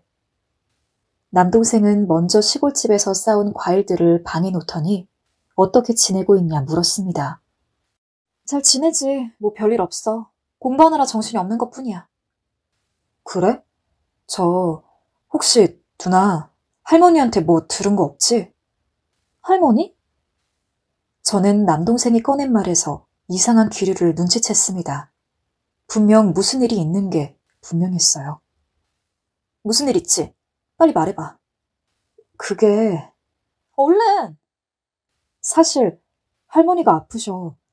누나에겐 말 안 했나 보네. 나도 안 진 얼마 안 됐어. 뭐? 아프시다고? 할머니가 아프다는 말에 전 들고 있던 과일까지 떨어뜨리며 놀랐습니다. 하지만 짐짓 아무렇지 않은 척 다시 물었습니다. 어디가 아픈 건데? 폐가 안 좋으시대. 폐암. 그래서 얼른 수술을 받으셔야 한대. 뭐라고? 폐암이라고? 응. 다행히 수술비는 큰아버지께서 해주시겠대. 아니, 암이면 몸이 아파도 분명 아팠을 텐데 넌 몰랐어? 할머니 알잖아. 누나, 아파도 티 안 내시는 분인 거. 할머니가 아프단 말 나한테 한 번도 안 하셨어. 또 그놈의 자존심 때문에 그러셨겠지. 자식들에게 돈 달라 하기 그러니까. 정말 지긋지긋하다 진짜. 저는 그러면 안 된다는 걸 알면서도 그만 화를 내버렸습니다. 할머니가 아프시다는 것도 속이 상했지만 그것보다 그걸 자식에게도 말하지 못하고 지금껏 치료를 받지 않아 상태를 더 악화시켰다는 게 너무 속이 상해 눈물이 줄줄 났습니다. 바보 같은 할머니. 누나, 울지 마. 남동생은 다정하게 제 눈물을 닦아줬지만 전 쉽게 울음을 그치지 못했습니다. 그리고 수술 날짜를 물었고 그날까지 조마조마한 심정으로 수술날을 기다렸습니다. 수술날 본 할머니는 생각보다 많이 야위어 있었습니다. 정말 많이 아팠는지 얼굴살이 홀쭉해져 있었고 눈밑은 퀭했습니다. 그러나 분명 많이 아플 텐데도 가족들에게 아프다는 말 한마디를 하지 않았습니다. 그리고 할머니는 곁에 앉은 절 보고선 무심하게 내뱉었습니다. 못하러 왔어, 다. 숙자 넌 핵교 빼먹고 온 거야. 핵교 빼먹지 말라니까. 지금 공부가 중요해? 아픈 할머니의 목소리에도 전 말이 뾰족하게 나왔고 급하게 그걸 후회했지만 할머니는 수술실에 들어갔습니다. 전 수술실로 들어가는 걸 보며 가슴이 쿵 떨어지는 게 느껴졌습니다. 혹시나 하는 두려움이 머리 위로 떨어졌습니다. 할머니의 연세도 연세고 상태도 나빴던지라 수술 시간은 생각보다 길어졌습니다. 가족들은 모두 두 손을 모으고 기도를 했고 저 역시 간절한 마음으로 기도하며 그 시간을 버텨냈습니다. 그리고 기도를 하다 보니 제가 할머니에게 지었던 수많은 잘못들이 떠올랐습니다. 할머니를 외면하고 부끄럽게 여기던 모습들이었어요. 운동회 때 할머니 손을 잡고 뛰는 게 싫어 일부러 기권했던 거, 동네 아이들이 할머니와 사는 사이라고 불쌍하게 여겼던 게 싫어 할머니와 살기 싫다고 소리 질렀던 거, 우산을 들고 오지 않았다고 할머니가 힘들겠다는 열매들을 엎어버린 거, 그것들이 생각나자 순간 제 눈가에 뜨거운 눈물이 맺혔습니다. 그리고 그 눈물은 멈출 줄 몰랐습니다. 전 옆에서 제 손을 꼭 잡아주는 남동생의 손길을 느끼며 기도했습니다. 할머니가 그저 무사히 나오기만을, 나와 절 용서해주기만을 바랬습니다. 그때 의사가 먼저 나왔고 큰아버지를 불렀습니다. 큰아버지는 의사와 짧은 대화를 나누셨고 저희에게 상기된 얼굴로 상황을 전달해 주셨습니다. 수술은 잘 됐대. 그 한마디에 저와 남동생은 가슴을 쓸어내렸습니다. 정말 다행히도 하늘이 도운 건지 할머니의 수술 경과도 좋았습니다. 일터로 돌아가야 하는 할머니의 자식들을 대신해서 제가 할머니 옆에서 간호를 하게 되었고요. 하지만 처음으로 할머니 곁에 붙어있는 시간은 여전히 어색했습니다. 서로 대화가 오가지 않았던 시간이 생각보다 길었던 건지, 감정의 골이 생각보다 깊었던 건지, 할머니도 저도 어떻게 말을 섞어야 할지 몰랐습니다. 저 역시 무심하게 구는 할머니를 보며 혹시 할머니가 아직도 내게 화난 걸까 하는 생각이 들었습니다. 아직도 날 미워하나? 내가 산에서 안 내려와서? 내가 맨날 틱틱거리고 화만 내서? 말도 안 되는 핑계를 대면서 집에 내려오지 않아서? 하는 생각이 들었습니다. 하지만 그걸 차마 묻진 못했고 그저 할머니가 대소변을 가리는 걸 돕고 간간히 숙제를 하며 그렇게 시간을 버리고 말았습니다. 나중에 이 시간이 얼마나 후회로 자리할지 모르고요. 그런데 어느 날 할머니가 퇴원시켜달라고 요구하는 거였습니다. 퇴원은 무슨, 절대 안 돼. 전 절대 안 된다고 했지만 할머니는 얼른 밭으로 돌아가고 싶어 했습니다. 다 낫지도 않았는데 퇴원하면 수술한 부위가 낫지 않았을 텐데요. 전 의사 말대로 좀 더 있어야 한다고 말했죠. 그러나 할머니는 자신이 입원해서 자식들 돈 들어가는 게 죄스러웠는지 자꾸 나가고 싶다는 말만 반복했습니다. 제가 애걸까지 했지만 제 말은 들은 척도 하지 않았어요. 할머니가 자꾸 그러자 저도 그런 할머니에게 버럭 화가 나버렸습니다. 아니 할머니, 안 아프긴 뭐가 안 아파. 돈 때문에 그러는 거잖아. 이깟 돈 얼마 한다고. 내가 나중에 커서 큰아버지한테 갚을게. 네가 그 돈을 왜 갚아? 아니 그리고 나 안 아프다니까. 얼른 의사한테 가서 퇴원시켜달라 해. 얼른! 안 된다고! 결국 사소한 논쟁은 또 늘 반복되는 싸움으로 번져버렸습니다. 제가 할머니를 말 안 통하는 답답한 노인 취급하자 할머니는 자기 말을 잘 들어주는 남동생을 소환했습니다. 남동생은 곧바로 달려와 저희 싸움을 중재했습니다. 그렇게 남동생이 뜯어 말려서야 이 싸움이 끝나고 말았죠. 그리고 절 데리고 나와 남동생은 분란의 원인으로 절 지목해 꾸중하듯 말했습니다. 누나, 할머니 아픈데 꼭 그래야 해? 할머니 아프시잖아. 그냥 조금만 참고 들어줘. 나도 그러고 싶다고. 근데 그게 안 된다는 걸 어쩌라고. 전 남동생에게도 화를 냈고 그렇게 기분이 엉망인 채로 자취방으로 돌아가 버렸습니다. 그날 이후론 남동생이 할머니를 간호했고 전 남동생에게서 할머니의 상태를 들었습니다. 이번에도 할머니와 화해하고 싶었지만 할 수가 없었죠. 그리고 어영부영 시간이 흘러 저는 대학교 입시를 앞두게 되었습니다. 대학만큼은 인류에 가고 싶었던지라 저는 그 누구보다 밤을 새워 공부를 했습니다. 인류에 가야 내 인생도 인류가 될 거라 생각하며 그래야 지긋지긋했던 가난이 내 인생에서 빠지는 거라고 마음먹으며 독하게 공부를 하기 시작했지요.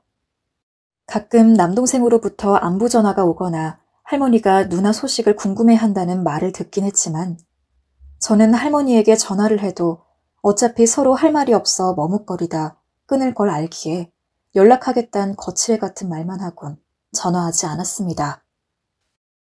오직 구김살 많았던 제 인생이 펴지기만 할 바라며 공부에 매진했지요. 하지만 그 결과는 대실패였습니다. 저는 낙방하고 말았습니다. 모두가 제가 인류대학에 갈 거라고 말했고 당연히 갈 거라 기대했지만 저는 시험날 너무 긴장을 한 탓인지 제대로 시험을 치르지 못했고 대참패를 하고 말았죠. 얼마나 비참하고 속상했는지 저는 낙방한 날 방 한 구석에서 나오지 못했습니다.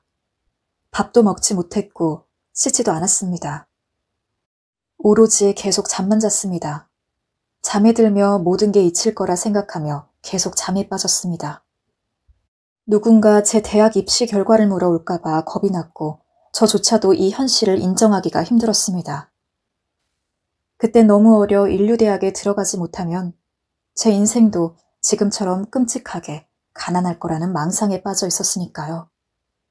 하지만 그러던 어느 날 누군가 집문을 두드렸습니다. 전 무시하고 계속 자려 했지만 문을 두들기는 소리는 점점 거칠어졌습니다.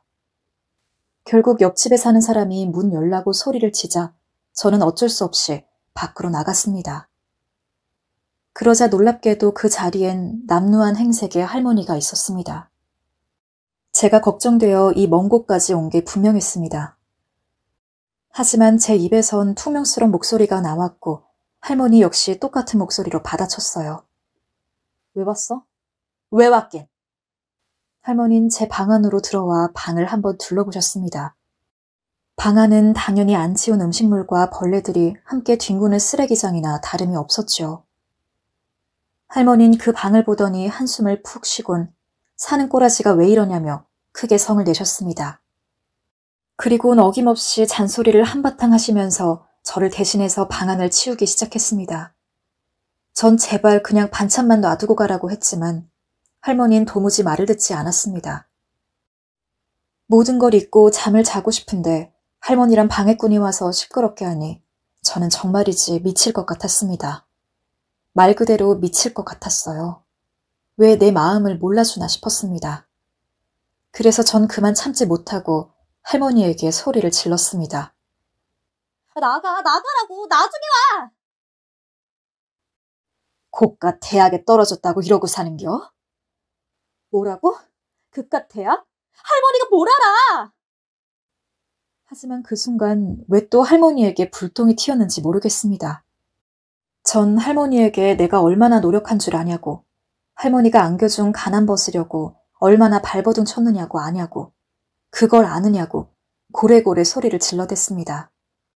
그러자 제 말을 받아칠 줄 알았던 할머니가 잠시 침묵을 지켰습니다. 그 침묵에 저도 입을 다물고 할머니의 나이든 눈가를 바라보았습니다. 검버섯이 피어나 있는 그늘진 눈가를. 그러니까 나 때문이라는 거요? 네가 이 꼴이 된 게 나 때문이라는 거요? 나쁜 년. 그리고 할머니는 절 향해 한바탕 욕을 퍼붓더니 나가셨습니다. 전 할머니가 바리바리 쌓은 반찬 더미들 가운데 서서 할머니를 노려보다 문을 쾅 닫아버렸고요. 전 그날 이후 할머니에게 절대 먼저 연락하지 않았습니다. 대신 책을 샀습니다. 초심으로 돌아가자는 생각으로 마음을 추슬렀고 할머니의 얼굴을 생각하며 더 가난해지지 않겠다는 생각으로 더 열심히, 더 독하게 공부하기 시작했습니다. 명절에도 시골에도 내려가지 않았고 남동생이 전화가 와도 대강 받고 끊었습니다. 그저 방구석에서 밤새 불을 켜고 공부만 했습니다. 머릿속엔 오로지 외워야 하는 수학 공식과 글자들과 저만 존재했습니다. 그렇게 할머니를 포함한 저의 진짜 가족은 제 기억 속에서 까맣게 지워져 갔어요. 그리고 저는 결국 인류라는 딱지가 붙은 대학에 붙었고 눈물을 흘리며 그간 겪은 실패에 쓰라림을 떨쳐낼 수 있었습니다. 전 제일 먼저 남동생에게 대학 합격 소식을 알렸고 그간 뒷바라지해준 고마움을 전했습니다. 옆에서 소식을 들은 할머니도 너무나 기뻐하시는 목소리가 들려왔어요. 그리고 그 목소리를 듣자 전 새삼 할머니가 너무나 보고 싶었고 집으로 달려가고만 싶었습니다. 저번엔 소리 질러서 미안하다고, 나 걱정되어서 왔을 텐데 그날 그렇게 추운 겨울에 보내서 미안하다고 말하고 싶었습니다. 그래서 오랜만에 집으로 내려갔고 남동생과 할머니를 만났습니다. 할머니는 절 변함없이 대해주었고 누룽지를 내오시면서 왜 이리 말라지셨냐 했습니다. 하지만 저보다 더 마르고 야이워진 건 할머니였습니다. 할머니의 머리카락은 서리가 내린 듯 정말이지 하얗고 눈가는 더 깊어져 있었습니다. 전 전보다 조금 더 철이 든 건지 그런 할머니의 늙은 모습이 안쓰러워 보였고 분명 날 걱정하고 있었을 텐데 그걸 알면서도 할머니께 전화드리지 못한 게 죄송해졌습니다.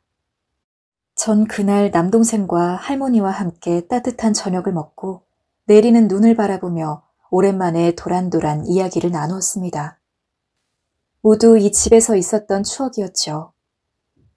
남동생과 싸우다 할머니에게 혼났던 기억부터 맞지 않으려고 할머니의 회초리를 숨겼던 것, 산에서 캔 열매와 나무를 다듬었던 것, 다 같이 이 자리에 앉아 군고구마를 먹었던 것, 남동생과 번갈아 가며 할머니의 어깨를 안마했던 것. 할머니는 오히려 저희보다 더 많은 것들을 추억하고 계셨고 어제 일처럼 생생히 기억하고 계셨습니다. 제게 그 기억들은 모두 옛날 사진처럼 오래되어 보였지만 할머니에겐 아닌 듯 했습니다. 어제 일처럼 생생하신 것 같았습니다. 전 할머니의 입에서 흘러나오는 그 기억들을 들으며 가만가만 잠이 오는 걸 느꼈고 할머니의 따스한 손길이 제 이마에 닿는 게 좋아 몽롱한 정신으로 할머니의 허리춤을 껴안았습니다. 할머니, 나 대학 다니는데 올 거죠? 내가 할머니 데리고 맛있는 데 데려갈게요. 그 말에 할머니는 웃으셨습니다.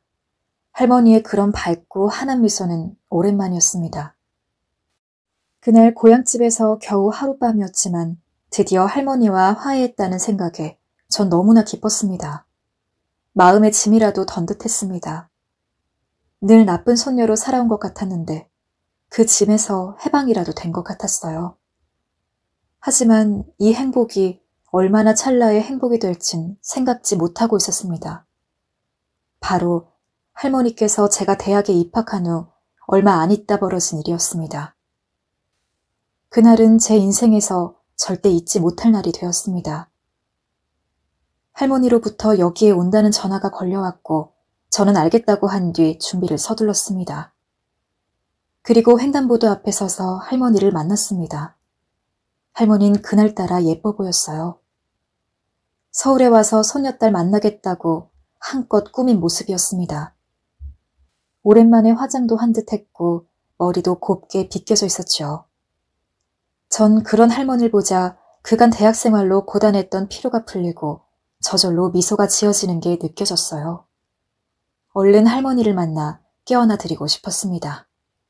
할머니! 전 할머니를 향해 먼저 방방 손을 흔들었고 할머니도 기분이 좋은지 웃으며 고개를 끄덕이셨습니다. 그때 마침 신호등 불빛이 바뀌려 했고 할머니는 제가 얼른 보고 싶으셨던 건지 제 쪽으로 빠르게 걸음을 옮기셨어요. 무단 횡단이었습니다. 전 할머니가 위험해질까봐 걱정되어 소리쳤습니다. 할머니, 천천히 와요! 하지만 그때 순식간에 일은 벌어졌습니다. 빠르게 다가오는 자동차의 몸이 할머니의 몸과 부딪히면서 할머니가 제 눈앞에서 멀리 날아가 버린 거였습니다. 전 다리에 힘이 풀려 그만 주저앉아 버렸고 사람들이 저희 쪽으로 몰려들기 시작했습니다. 마침 할머니가 가져오셨던 김치통에서 엎어진 국물과 할머니의 머리에서 흘러나오는 피가 어우러지면서 제 쪽으로 흘러들어왔습니다. 전 너무나 참혹한 이 광경에 어쩌지 못하고 부들부들 떨다 아무나 붙잡고 구급차를 불러달라고 소리를 질렀습니다. 그리고 할머니는 마지막 순간에 제 쪽을 쳐다보셨어요. 입술로 무언가를 말하려 하셨죠. 하지만 전 할머니 옆에 가지 못하고 그대로 주저앉은 채 죽어가는 할머니를 지켜볼 수밖에 없었습니다. 너무나 무력하게도요. 그게 바로 제 할머니의 마지막이었습니다. 전 그토록 할머니가 살길 바랬지만 운명은 너무나 가혹했습니다. 한평생 일만 하셨던 우리 할머니를 돌아오실 수 없는 곳으로 데려가 버렸죠. 전 마지막으로 할머니 위로 덮여지는 천을 보며 그만 기절을 했고 그렇게 며칠 동안 의식 없이 지냈습니다. 깨어났을 땐 남동생이 걱정스런 눈으로 절 쳐다보고 있었지요. 나중에 남동생에게 들었지만 전 깨어나자마자 할머니를 찾았고 의사에게 할머니를 불러달라며 소리를 질렀다고 합니다. 그리고 또 기절하길 반복했다고 해요. 제가 그나마 상태가 괜찮아진 건 장례식 때였습니다. 할머니 마지막 길이니 정신을 차려야겠다는 생각에서였는지 그날만큼은 눈물도 흘리지 않고 기절하지도 않고 어떻게 잘 버티고 있었습니다. 친척들은 이미 어떻게 된 일인지 들었기에 저에게 더 따로 묻지 않고 그저 절 안쓰럽게 여겨주며 한 번씩 안아주셨습니다. 전 조문객 한 명 한 명을 받으며 그렇게 할머니의 마지막을 지키고 있었고요. 장례식에서 가장 많이 취하신 분은 큰아버지였습니다. 큰아버진 붉어진 눈동자로 중얼중얼 어딘가를 향해 말씀하셨습니다. 그러다 밤이 깊어질 때쯤 절 보더니 더듬더듬 할머니에 관한 추억을 꺼냈습니다. 전 그 모습이 안쓰러워 큰아버지 곁으로 다가가 안아드렸습니다. 할머니께서 젊은 시절 할아버지를 어린 나이에 잃고 과부가 되어 3남매를 건사한 이야기였습니다. 명절날마다 큰아버지께서 취하시면 주사처럼 하시는 얘기였지만 그래서 이미 문장의 처음과 끝도 알 수 있는 이야기였지만 그날따라 그 이야기는 더 가슴 아플 만큼 새롭게 들렸습니다. 할머니께서 어린 시절 할아버지를 잃고 20살이란 나이에 혼자가 되어 국밥집을 차리고 과부가 되었다고 수군거림을 당하고 자식들을 건사하느라 자신은 쫄쫄 굶었던 할머니의 삶이 영화처럼 제 눈앞에 펼쳐졌습니다. 얼마나 힘들었을까? 얼마나 고통스러웠을까? 저 때문에 할머니께서 돌아가셨다는 죄책감이 짙었던 가운데 할머니의 그런 삶 이야기는 더욱 저를 다시 슬픔과 비통함에 빠뜨렸습니다. 하지만 뒤이어 하신 이야기는 그간 표정을 굳히고 있었던 남동생마저 무너져버리게 만들었습니다. 그건 바로 할머니가 어떻게 저희들을 맡게 된 건지에 대한 이야기였어요. 큰아버지는 고통스러운 얼굴로 입술을 떼셨습니다. 사실 난 너희들을 감당할 형편이 안 되었어. 그래서 너희들을 고아원에 보내려 했어. 그런데 할머니가 막아섰단다. 절대 안 된다고. 내 눈이 들어가기까진 안 된다고 하면서 나는 혼자 살기도 벅찬 어머니가 어떻게 손녀 손자를 키울 거냐고 했지만 어머니는 우리에게 10원 한 장 도움받지 않겠다고 약속까지 하면서 끝내 널 거두셨어. 그리고 정말 우리에게 손 한 번 벌리지 않으셨단다. 그날 너희 할머니가 없었다면 지금 너희들은 뿔뿔이 흩어졌을지도 모른단다. 너희 할머니가 그런 분이셔. 그런 어머니셔. 전 그 말을 들으며 목 놓아 울 수밖에 없었습니다. 그날 할머니의 결심이 지금의 저희 남매를 있게 해준 것이었어요. 고아원에 가지 않은 것만으로도 저희 남매는 할머니께 평생 갚아도 다 갚지 못할 은혜를 입은 것이었죠. 하지만 그 은혜는 까맣게 잊고 살았습니다. 부모가 날 낳은 게 당연하듯 할머니께서 우리를 기르신 것도 당연한 거였습니다. 전 한 번도 할머니께 키워줘서 고맙다는 말을 한 적이 없었어요. 할머니 고마워. 이 말 한마디만 되었을 텐데 그 말 한마디가 뭐 그리 어렵다고 못한 거였을까요? 전 제가 그것을 당연하게 생각했다는 사실이 너무나 창피했고 영정사진 속 할머니에게 너무나 죄스러웠습니다. 더군다나 할머니는 친척들께 약속하신 대로 손을 벌리지 않기 위해 하루도 거르지 않고 밭일을 하고 암에 걸리셔도 일을 하고 하면서 어떻게든 생활을 꾸려나가셨습니다. 모두 저희 남매를 키우기 위해서였죠. 제 등록금 때문에 우리 남매 입으로 들어갈 밥 때문에 그저 억척스럽게 스스로에게 모질도록 일을 하셨던 거죠. 할머니도 쉬고 싶으셨을 텐데 한 번쯤은 우리에게서 자유로워져서 편안해지고 싶으셨을 텐데 단 한 번도 그런 내색 하나 없이 그저 묵묵히 일을 하시고 또 하셨습니다. 그땐 할머니의 마음들을 다 안다고 생각했는데 다 아는 게 아니었어요. 할머니의 눈물과 땀으로 어린 저희들이 자랄 수 있었고 살 수 있었다는 중요한 사실은 망각하고 있었던 거였습니다. 나 살기 바쁘다는 이유로요. 그렇게 제가 고개를 들지 못하고 후회의 그늘에 젖어 있었을 그때 남동생이 지친 얼굴로 다가와 제게 물었습니다. 누나, 주말에 내려오면 냉장고에 있던 빵 우유 있잖아. 그거 왜 안 먹었어? 우유? 빵? 할머니가 누나 주려고 항상 넣어놓은 거였어. 새참으로 나온 거였는데 드시지 않고 집으로 가져왔거든. 누나 준다고. 누나가 목구멍에 걸려서 넘어가지 않는다고. 뭐라고? 전 너무 놀라 눈을 껌벅거리며 남동생을 바라보았습니다. 할머니의 빵과 우유가 남자인 동생을 챙겨주려 한 게 나를 위한 거였다니. 전 다시금 남동생을 보며 무슨 일이냐 물었습니다. 하지만 남동생은 덤덤한 목소리로 말을 이었습니다. 할머니는 늘 누나 생각뿐이었어. 어딜 가도 누나 자랑을 하셨어. 어딜 가도 누나 걱정뿐이었어. 누나가 공부하느라 힘들어할 땐 물 떠다 놓고 하늘에 대고 누나 합격하게 해달라고 빌었고 누나가 아플 땐 내 새끼 아파서 어쩌냐면서 누나보다 더 아파하셨어. 자기가 말을 못되게 해서 누나한텐 많이 미안하다고. 그러니까 나보고 잘 챙겨달라고 부탁까지 하셨어. 난 할머니 사랑이 누나한테만 가니까 그게 질투가 나서 누나한테 할머니 마음을 제대로 전하지 않았고. 미안해 누나. 누나랑 할머니 사이 그렇게 된 거 나 때문인 것 같아. 남동생의 고백은 절 한동안 충격에 빠뜨렸습니다. 그리고 남동생은 제 손에 할머니가 누나가 대학 입시에 납방했을 때 누나에게 쓴 편지라며 종이 한 장을 건네었습니다. 받아든 편지엔 정말이지 할머니의 마음이 삐뚤빼뚤한 글씨와 틀린 맞춤법으로 고스란히 적혀 있었습니다. 할머니가 누나한테 전하지 못하고 그냥 들고 왔더라고. 그래서 내가 보관해뒀어.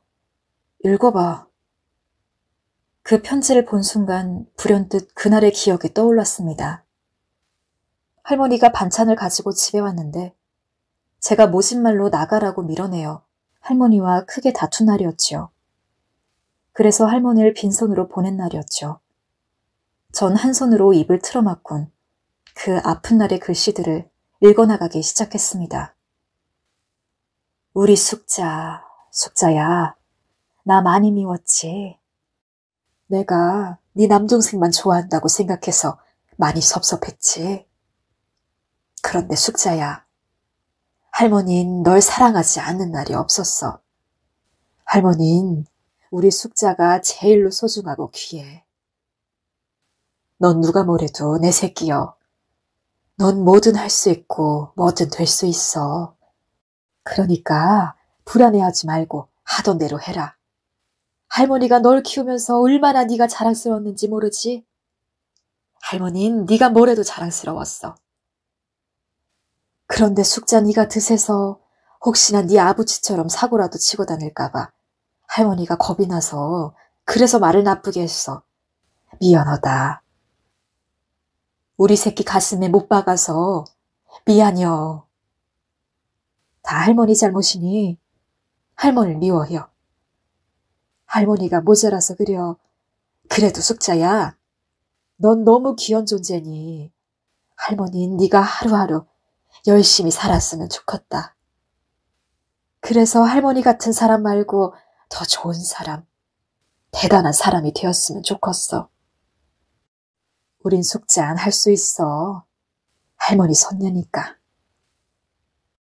전 그 편지를 품에 안고 이제야 알게 된 할머니의 진심을 느끼고 또 느꼈습니다. 전 할머니가 저에게 안겨준 게 가난이라고 믿고 있었습니다. 치졸하고 비겁한 가난, 인생에 없어야 할 불행, 내 인생의 방해물. 전 할머니가 바로 그것을 안겨주었다 생각했습니다.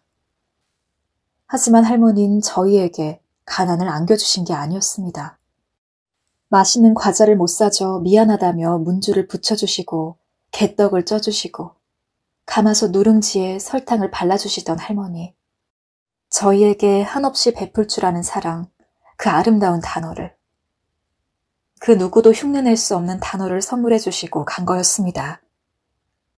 그걸 깨닫는 순간 저는 그만 제 마음속에 얼마나 많은 어리석음이 깃들어 있었는지, 얼마나 소중한 걸 많이 놓치고 살았는지 알게 되었습니다.